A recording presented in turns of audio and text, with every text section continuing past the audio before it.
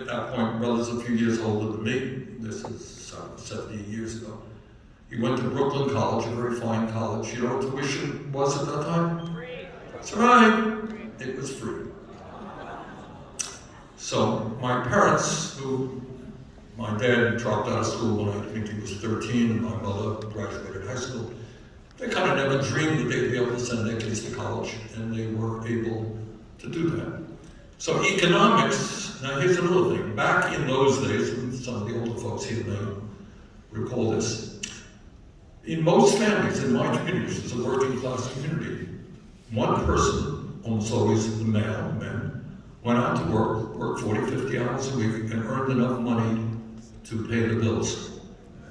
How many working class families do you know where one person can work 40 hours a week and pay the bills?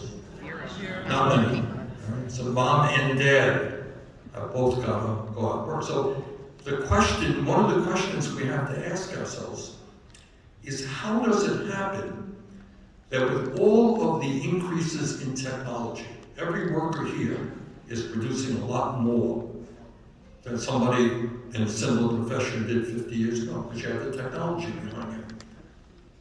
How come our standard of living for working people is essentially not gone up? In fact, average weekly inflation accounted for earnings today are about the same as they were 50 years ago. What's happened? Raise your hand. No, raise your hand. Let me get some answers here. What happened? Yep, stand up. Well, yeah, that's one of them. Well, the answer is that literally during that 50-year period, trillions of dollars went from the bottom 90% to the top 1%. Okay, so there was a massive transfer of wealth from the bottom 90%. So again, back then, one person, 40 hours a week, working class, could raise a family. Not the case today. It's important we talk about that, because that raises the whole question. Oh, here's a new technology.